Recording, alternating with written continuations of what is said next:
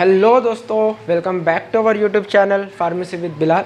तो गाइस, आज का वीडियो बहुत ज़्यादा इंपॉर्टेंट होने वाला है क्योंकि आज से हम बी फार्म का सिलेबस स्टार्ट कर देने वाले हैं। ठीक है, इससे पहले हमने एक टॉपिक कवर किया हुआ है HAP फर्स्ट का डेफिनेशन एंड स्कोप के बारे में। 5 मिनट की video guys, one short lecture है। अगर आपने नहीं देखा तो आप देख सकते हो। और आज के वीडियो में हम अपना टॉपिक कवर करने वाले हैं बेसिक लाइफ प्रोसेस और एनाटॉमिकल टर्मिनोलॉजीज। ठीक है, और जो बाकी के जो दो टॉपिक बचे हैं यूनिट फर्स्ट के HAP के ही, तो वो हम नेक्स्ट वीडियो में कवर अप करने वाले हैं। तो चलिए वीडियो को बिना टाइम वेस्ट करे स्टार्ट करते हैं। लेकिन अगर आपने हमारे चैनल को सब्सक्राइब नहीं किया होगा तो प्लीज़ हमारे चैनल को सब्सक्राइब कर दीजिए। तो चलिए वीडियो स्टार्ट करते हैं।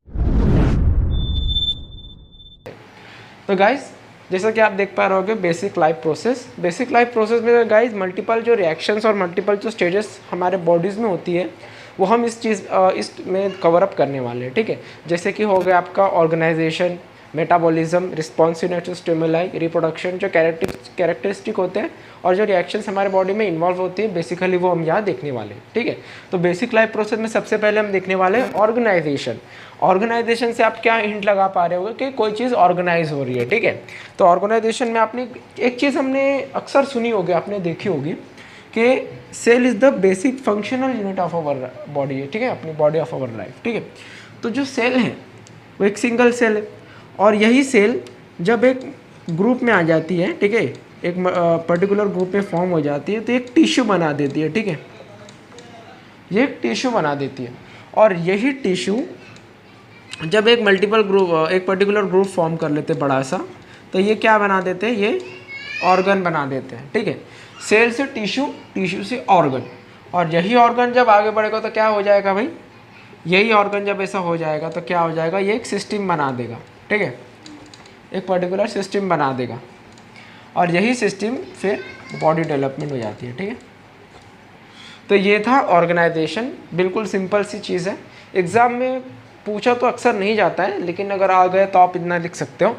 तो ऑर्गेनाइजेशन में बेसिकली ये है, सेल से टिश्यू बन रहा है, मल्टीपल टिश्यूज़ फॉर्म होकर ऑर्गन बना रहे हैं, ऑर्गन से मल्टीपल होकर सिस्टम बन रहा है और सिस्टम से बॉडी डेवलप हो रही है। ठीक है, ऑर्गेनाइजेशन में यही सब है कि कैसे बॉडी ऑर्गेनाइज हो रही है।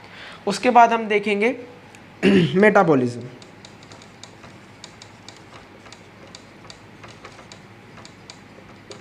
मेटाबॉलिज्म एक केमिकल रिएक्शन है जो बॉडी के अंदर होती है। मेटाबॉलिज्म में आपके दो टाइप्स आ जाते हैं। ठीक है, एक तो आ जाता है आपका एनाबॉलिज्म, ये आपने पढ़ा होगा एक्चुअली, बस आप याद दहानी और पढ़ने के हिसाब से, नॉलेज के हिसाब से इसे देख सकते हो। और कैटाबॉलिज्म। ठीक है, एक तो एनाबॉलिज्म टाइप होता है और एक कैटाबॉलिज्म होता है, जो मेटाबॉलिज्म में दो रिएक्शंस इन्वॉल्व होती है। अब गाइस, मेटाबॉलिज्म में एनाबॉलिज्म और कैटाबॉलिज्म। अब एनाबॉलिज्म क्या है गाइस, नाम से अंदाज़ा लगा पा रहे हो गया। ठीक है, एनाबॉलिज्म, कैटाबॉलिज्म। कैटाबॉलिज्म मीन्स काटना, ब्रेक डाउन करना। ठीक है, पर्टिकुलर चीज़ का ब्रेक डाउन होना। ठीक है, पर्टिकुलर जो इंटेक्ट हम लेते हैं बॉडी में उसका ब्रेक डाउन होना। ठीक है, और एनाबॉलिज्म में सिंथेसाइज होती है वो चीज़। ठीक है, एनाबॉलिज्म में क्या होता है, सिंथेसाइज ऑफ पर्टिकुलर चीज़ होती है और कैटाबॉलिज्म में ब्रेक डाउन होता है। इसी दोनों चीज़ को मिलाकर बनता है मेटाबॉलिज्म। ठीक है, इसमें आगे आप डिटेल में पढ़ेंगे मेटाबॉलिज्म के बारे में और आगे बहुत सारी चीज़ें आएगी, उसमें आप डिटेल में समझ सकते हो। अभी के लिए इतना काफ़ी है। ठीक है, मेटाबॉलिज्म की दो टाइप है, एनाबॉलिज्म, कैटाबॉलिज्म। कैटाबॉलिज्म में ब्रेक डाउन होता है, एनाबॉलिज्म में आने देने यानी सिंथेसाइज हो जाता है। ठीक है, इसके बाद आ जाते हैं रिस्पॉन्सिवनेस पे। ठीक है, रिस्पॉन्सिवनेस आपने अक्सर सुना होगा, रिस्पॉन्सिवनेस टू स्टिमुलाई। ठीक है, सुना है आपने, राइट कि नहीं, रिस्पॉन्सिवनेस टू स्टिमुलाई। ठीक है, अब रिस्पॉन्सिवनेस टू स्टिमुलाई में क्या होता है गाइस, समझ लीजिए आपको मैंने एक बकेट है। ठीक है, घर में एक बकेट है पानी से भरी हुई, आपकी मम्मी ने बोला है कि बकेट को उठा लो। ठीक है, आप जाओगे और बकेट को उठा लोगे। ठीक है, ये उसका स्टैंड रहेगा और आप इसे उठा लोगे। अब आपको पता नहीं है कि बकेट में जो वाटर है ये हॉट वाटर है। ठीक है, ये वाटर क्या है, हॉट है, गर्म पानी है। अब आपने उठा लिया, अब आपने जब उसको टच किया तो कुछ 0.1 और 1 सेकेंड के बाद आपको रियलाइज़ होगा कि ये तो हॉट वाटर है। तो आपको क्या ऐसा चटका लगेगा, राइट, गर्म का कुछ एहसास होगा, तो आप अपना हाथ पीछे ले लोगे। तो यही चीज़ क्या है, रिस्पॉन्सिवनेस टू स्टिमुलाई। ठीक है, रिस्पॉन्सिवनेस, रिस्पॉन्स देना। आपका ब्रेन क्या कर रहा है, आपको आपको मैसेज दे रहा है, आपको सिग्नल कर रहा है कि जो पानी जो चीज़ आपने टच की है वो अभी गर्म है और वो आपको नुकसान दे सकती है, तो आप क्या अपना हाथ वापस ले लेते हो। अगर आपको पहले से पता होगा कि वो हॉट वाटर है तो आप उसे हाथ लगाओगे? बिल्कुल नहीं, आप कुछ प्रिकॉशंस लेके कुछ अच्छी सी ग्लव्स वगैरह कोई चीज़ के सहारे उसे उठाओगे। लेकिन आपको पता नहीं था, आपने अचानक से उसे टच कर लिया, आपको रियलाइज़ बाद नहीं हुआ कि वो हॉट वाटर है और आपने हाथ अपना वापस ले लिया वो चीज़ से, ठीक है, बकेट से अपना हाथ वापस ले लिया। तो इसी चीज़ को, इसी रिएक्शन को, इसी रिस्पॉन्स को कहते हैं हम रिस्पॉन्सिवनेस, ठीक है, जो कि हम बेसिक लाइफ प्रोसेस में देख रहे हैं, ठीक है, एक बेसिक लाइफ प्रोसेस है। तो ठीक है गाइस, हमने देख लिया ऑर्गेनाइजेशन, मेटाबॉलिज्म और रिस्पॉन्सिवनेस, ठीक है। अब हमारा बेसिक लाइफ प्रोसेस में नेक्स्ट टाइम आ जाता है मूवमेंट, ठीक है। मूवमेंट, आपको राइटिंग में थोड़ा दिक्कत आ रही होगी, समझ लेना। मूवमेंट में ज़्यादातर कुछ है नहीं गाइस, कोई भी चीज़ की मूवमेंट होना, ठीक है। बॉडी में मूवमेंट आ जाएगी, आपके ऑर्गन्स की मूवमेंट। इसका भी एग्जांपल मैं आपको दे देता हूँ, हार्ट, ठीक है। हार्ट में क्या होता है, कार्डियोवैस्कुलर मसल्स होती है, और जब वो सिस्टोल और डायस्टोलिक प्रेशर में और सिस्टोल और डायस्टोल में जब इन्वॉल्व होता है तो आपको एक मूवमेंट दिखती होगी मसल्स में, ठीक है। जब सिस्टोल करता है तो प्रेशर जनरेट होता है, डायस्टोल करता है तो प्रेशर रिलीज हो जाता है, बराबर। तो यही सब आता है हमारे मूवमेंट। मूवमेंट में बेसिकली कुछ है नहीं, बस ऑर्गन का, मसल्स का जो मूवमेंट हो रहा है बॉडी के अंदर, या फिर कोई भी चीज़ का, फूड का जब मूवमेंट हो रहा है तो यही सब चीज़ मूवमेंट में आती है, इतना कुछ है नहीं मूवमेंट में। उसके बाद आ जाते हैं रिप्रोडक्शन, सबका इंटरेस्टिंग पार्ट, बराबर। रिप्रोडक्शन, ठीक है। रिप्रोडक्शन तो आप पढ़ते आ रहे हो बेसिकली कब से, ठीक है। उसके दो टाइप होते हैं, सेक्सुअल और सेक्सुअल, ठीक है। वो तो हम नेक्स्ट में अगर डिटेल में, ये आपको सिर्फ ओवरव्यू लेना है इस चीज़ का।